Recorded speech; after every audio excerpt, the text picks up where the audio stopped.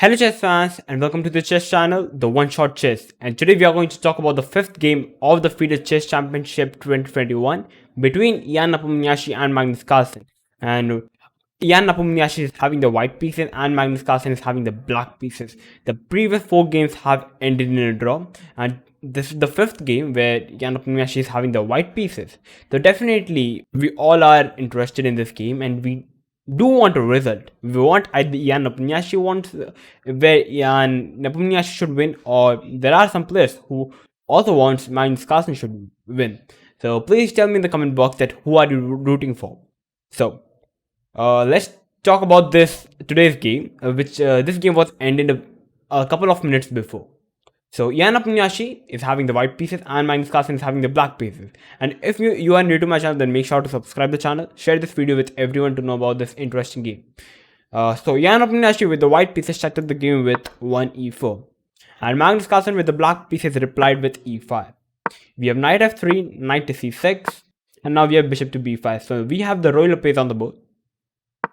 And now we have a6. So bishop a4, knight to f6, castle by white, bishop to e7, rook to e1, b5, bishop to b3, and after bishop b3, we have castle. After castle, in the first game of the Fide Chess Championship, where Jan Nepomniachtchi was having the white pieces, he played h3, and Magnus responded with a knight to a5, hitting the bishop. And in the third game, when Jan Nepomniachtchi still have the white pieces, he opened with a4, rook to a4, and now we have bishop to b7, and the game continued. But in today's game, in the 5th game, after playing a4, Magnus replied with rook to b8, and now we have this new game. And all those who don't know, till a4 the theory ends. After a4 is the last book according to the theory, and after a4 we have a completely new game. So after a4 we have rook to b8, and after rook to b8 we have a into b5. So the idea of playing rook b8 in this position was, now white is already threatening to capture the pawn on b5. The pawn cannot capture the pawn because the rook is hanging. That's why we have rook to b8. We have a pawn trade, and now we have h3 by white. There are two benefits of h3. First of all, now there is going to be no back rank mate for white, because white is having the h2 square. And second, white have taken the square from the g4 square, so now no bishop can come to g4, pinning up the knight on f3. So after h3 we have d6 by black, and after d6 definitely black is trying to develop the minor piece, the bishop to e6, and they are trading off the bishop from the b3, because the bishop on b3 is actually very powerful just looking at the king. So it's better for black to play bishop e6, trade this powerful bishop. And after f into e6, black can play d5, and he would be having a very nice center. So after playing d6, we have c3 by white. So after c3, definitely white wants to play d4 in this position. And white is having the best center ever. And after c3, Magnus Carlsen with the black pieces responded with b4. Definitely after playing b5. As we know that the pawn is on b5, the rook is on b8, so Magnus thought that it's better to use some advantage of it. So that's why he decided to push the pawn to b4, and his plan is to capture the pawn on c3, and then his rook is just simply open. So after b4, first of all, you cannot capturing the pawn on b4 is not a good idea, because after knight into b4, first of all the b2 pawn is now isolated, and the knight on b4 is already very strong for black, and there could be some threats of knight d3 in the future now. So after b4 we have d3 by Jan Nepomniachtchi. In this position, if you would have played d4 in this position, then after b into c3,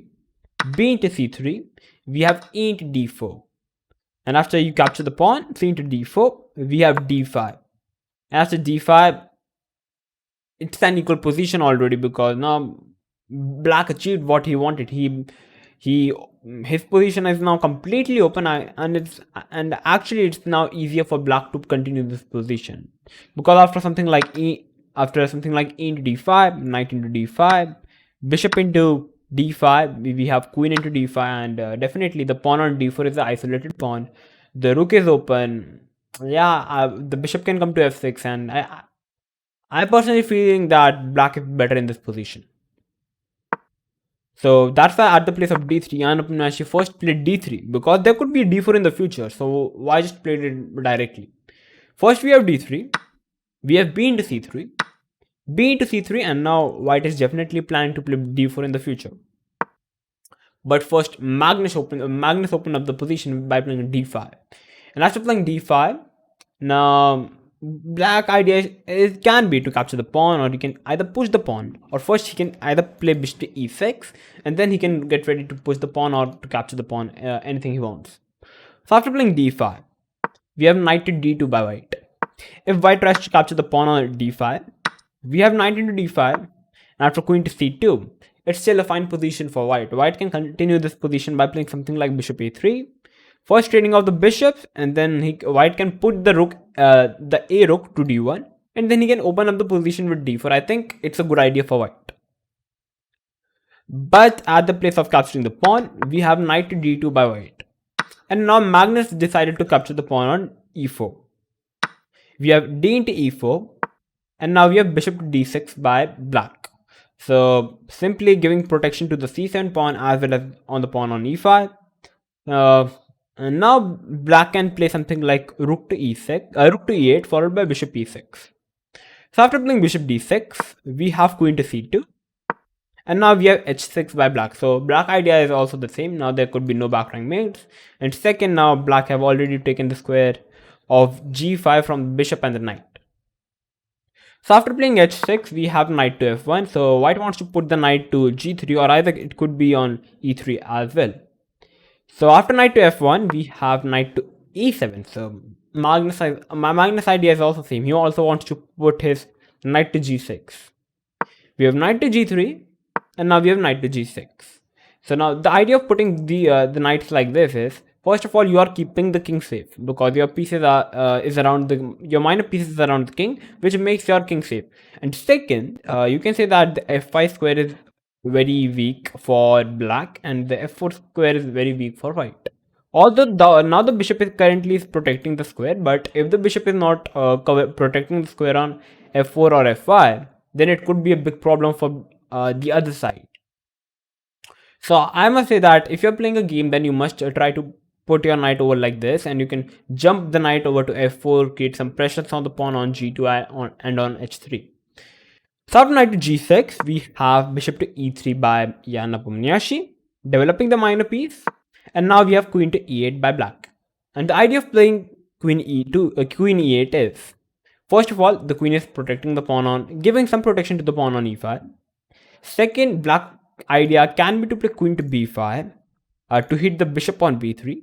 And third, the black idea could be to simply play queen to c6, putting the pressure on the pawn on c3, as followed by also the pawn on e4.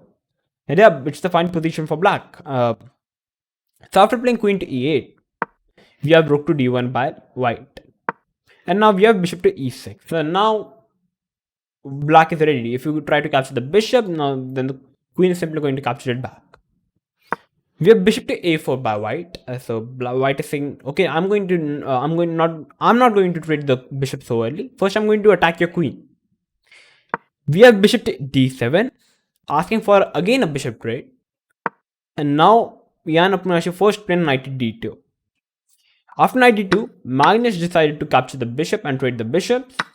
We have a queen trade, and now we have rook to a8. So now Magnus also wants the rook trade. Rook a1, and now we have another rook trade. After rook a4, we have rook to b8, rook to a6, knight to e8, king f1, knight f8, and now we have knight to f5. After knight f5, we have knight e6, and now we have knight to c4. And after knight to c4, if I analyze this position, both the knights are perfectly placed in this position. The pawn structure is, the king side pawn structure is much better, and black king side pawn structure is also fine. But the problem white is having is the pawn on c3. The pawn on c3 is not currently protected, and black pawn structure is currently protected. But definitely black is playing a completely passive game in this position, because black bishop is currently holding the 2 pawns, the knight is currently holding the bishop, white knight is on f5, on c4, white is already crushing in this position. But actually nothing is happening basically. You can say that black is actually having a fortress kind of structure. So after playing knight to c4, we have rook to d8 by black. Black is like, I'm on full defensive mode. Let's see what can you do. If you try to capture the bishop, then after knight into d6, it's nothing happening, because after knight trade, it's a fine position, nothing is happening actually. It's still a draw. That's after rook d8, we have f3. First, Nepomniachtchi is cementing his position. We have f6, and Magnus is doing the same. g4, grabbing more space on the king side. And now we have king to f7. h4, bishop to f8, king to e2. So in the end games, you must remember that you should try to advance your king as fast as you can in these center squares. This is a theory according to the endgame. So after king to e2, we have knight to d6, knight into d6, bishop into d6, and now we have h5. And when I was looking at this position, I thought that first of all, white is having complete advantage on the king side. He's having more space compared to the black pawns, because it's completely passive. Second, the knight on f5 is much better compared to the knight on e6, because it's the knight on an f5 is putting pressure on the pawns, on the bishop, and definitely. And even if I talk about the bishops, I think the white bishop is doing is actually much betterly placed compared to the bishop on e6. Definitely the bishop on d6 is actually the key bishop for the black, because it is holding 2 pawns. But still, it looks like white bishop is doing nothing actually, but having much more freedom to do compared to the black bishop. And if I talk about the rook, definitely white rook is looking much stronger than the black rook. It's completely actually passive position for black. So after h5, we have bishop to f8, rook to h5, rook to a5, king to e8, rook to d5. So white wants a rook trade, and now we have rook to a8. If black tries to trade the rooks in this position, then after e into d5, it's actually white is actually not better in this position, because after knight d8, c4, and now white is already pressing in this position, and white is actually winning in this position. That's why capturing the rook would have been a bad idea. Definitely, Magnus didn't trade the rooks, and he played rook to a8, rook d1, rook a2 check, rook to d1, rook to a1. If you try to trade the rooks in this position, it's actually a drawish position still. Nothing is happening, because it's a complete fine position, and it would have been a draw. So after rook to d2, we have rook a1 by Magnus, and after rook d1, rook a2 check, rook d2, rook a1, rook d1 on the move number 43. Both the players agreed to a draw by repetition. Again, we have a draw in the 5th round.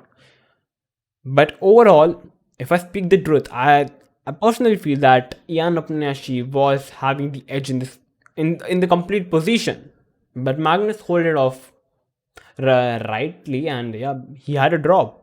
Now in the 6th game, we are going to face Magnus Carlsen with the white pieces and Nepomniachtchi with the black pieces. And actually, if I talk about the preparation, I'm thinking that Nepomniachtchi is having a very strong preparation against Magnus Carlsen. He's coming up with some novelties, which is actually a good thing for Nepomniachtchi, because Magnus Carlsen is the world champion since 2013, which is a very big deal for him.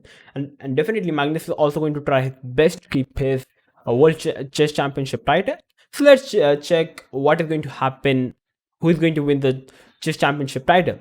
So first of all, if you like this game, then make sure to like the video. If you're new to my channel, then make sure to subscribe the channel, share this video with everyone, so that everyone must know how to understand this position.